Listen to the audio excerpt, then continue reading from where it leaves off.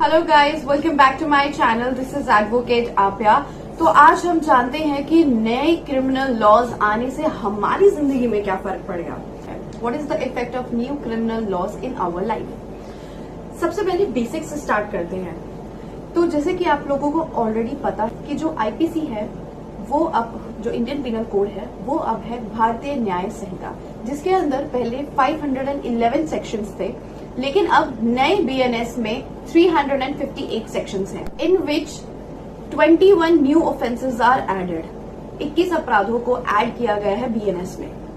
और अब बात करते हैं सीआरपीसी की। तो सीआरपीसी में पहले 484 सेक्शंस थे, लेकिन अब जो न्यू आया है भारतीय नागरिक सुरक्षा संहिता, उसके अंदर 531 सेक्शंस हैं।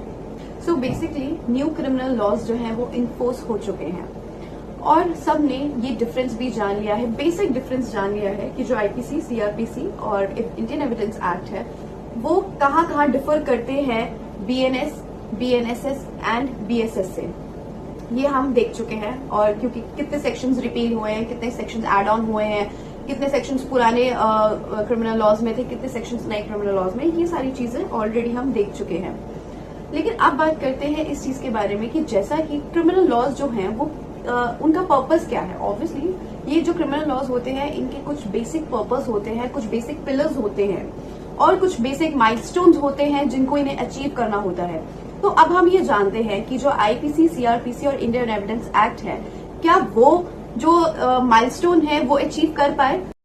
एक लॉ को जज करने के बहुत सारे पैरामीटर्स हैं, किसी भी पैरामीटर पे एक लॉ को जज किया जा सकता है, बट एंड जो चीज है वो सिर्फ 3 चीजों पर आके रुकती है जो फंडामेंटल पैरामीटर्स हैं किसी भी लॉ के, जैसे कि fair trial for the accused, speedy trial for the victim और उसके बाद विक्टिम कॉम्पेंसेशन स्कीम। ये 3 चीजें ऐसी हैं जहां पर हम अपने लॉ को बहुत ही अच्छे पैरामीटर से जज कर सकते हैं। अब हम बात करते हैं बिल्कुल स्टार्टिंग से।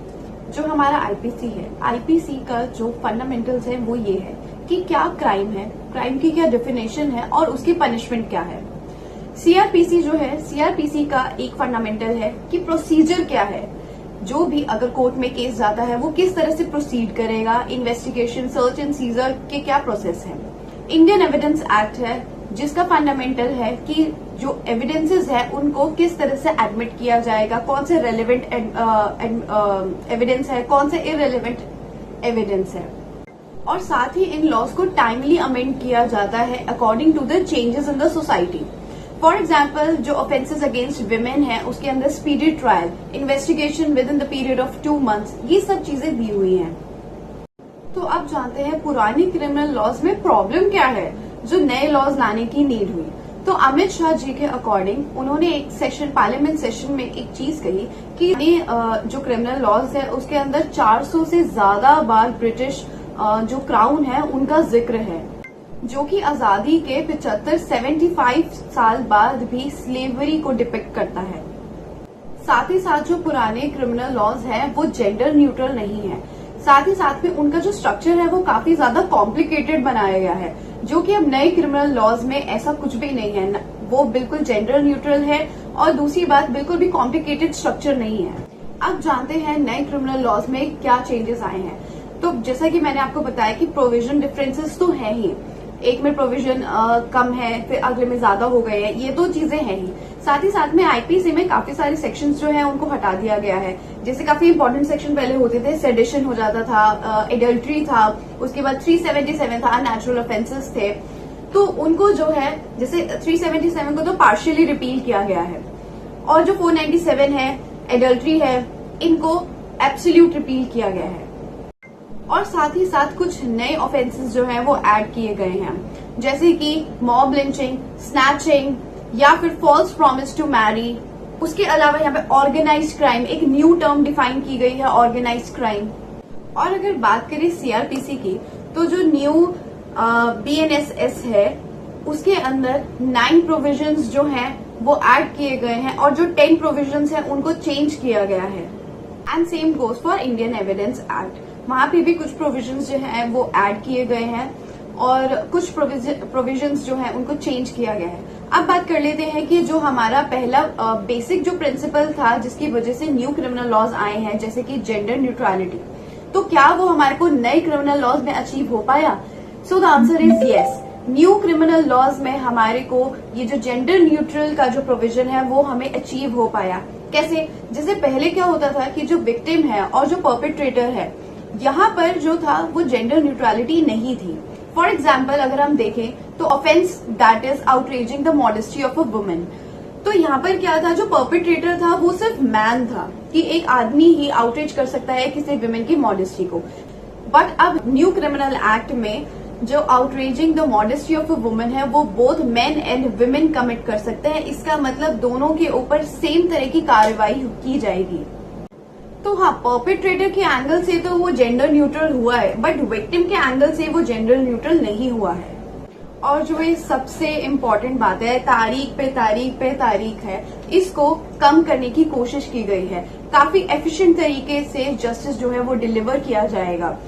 फॉर एग्जाम्पल जैसा कि सीआरपीसी में ये चीज एडेड है कि जितने भी क्रिमिनल केसेस है उनको 3 साल के अंदर अंदर जो है वो कंप्लीट करना होगा, ताकि ये जो हमारा काफी सालों से चलता है तारीख पे तारीख, इसको थोड़ा कम किया जाए। साथ ही इक्विटेबल जस्टिस प्रोवाइड किया जाए। दूसरी ओर से जो चार्जशीट का प्रोविजन है, चार्जशीट जो है वो मैक्सिमम 180 डेज में सबमिट हो जानी चाहिए, ताकि जो एक्सेस डिले है उसको रोका जा सके। जैसा कि न्यू लॉ है तो ऑब्वियसली न्यू ऑफेंसेस तो एड ऑन होंगे ही। अब बात करते हैं कौन से ऐसे न्यू ऑफेंसेस हैं जो बीएनएस में ऐड किए गए हैं।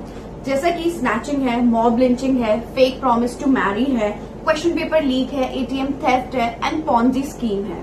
और कुछ ऑफेंसेस है वो कंट्री की प्रोटेक्शन के लिए बनाए गए हैं, जिससे कि कंट्री की सोवरेनिटी और प्रोटेक्शन की जा सके, जैसे कि टेररिज्म है, सेपरेटिज्म है, आर्म्ड रिबेलियन अगेंस्ट गवर्नमेंट है। इन ऑफेंसेस को भी रिकॉग्नाइज किया गया है बीएनएस में। अब जैसे कि पेटी ऑफेंसेस है, तो पेटी ऑफेंसेस जैसे कि नशे में हंगामा करना सड़क पे, या फिर बहसबाजी करना, या फिर छोटी मोटी पब्लिक न्यूसेंस क्रिएट करना, उसके लिए एक न्यू जो पनिशमेंट का तरीका है वो यहाँ पर एड ऑन किया गया है, जिसे कहते हैं कम्युनिटी सर्विस।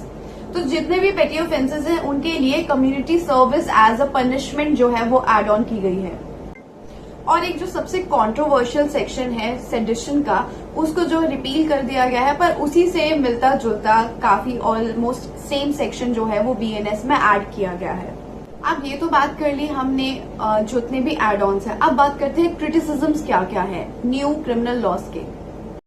फर्स्टली, पब्लिक का ये कहना है कि जो टाइटल है, जो नाम है लॉ का, वो तो आपने हिंदी में रख दिया, लेकिन अंदर तो सारी चीजें इंग्लिश में है, तो फायदा क्या हुआ हिंदी का नाम रखने का।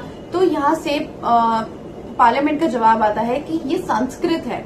और दूसरी चीज कि पब्लिक ने कहा कि आप पुराना ही नाम क्यों नहीं रख सकते थे, उसी को हिंदी में ट्रांसलेट करके रख लेते हैं। तो इसका जवाब ये आया है कि पुराने जो लॉज है वो पनिशमेंट पे, इंडियन पीनल कोड पनिशमेंट पे फोकस कर रहे हैं, लेकिन जो न्यू क्रिमिनल लॉ है वो न्याय, भारतीय न्याय संहिता, जस्टिस पर फोकस करता है।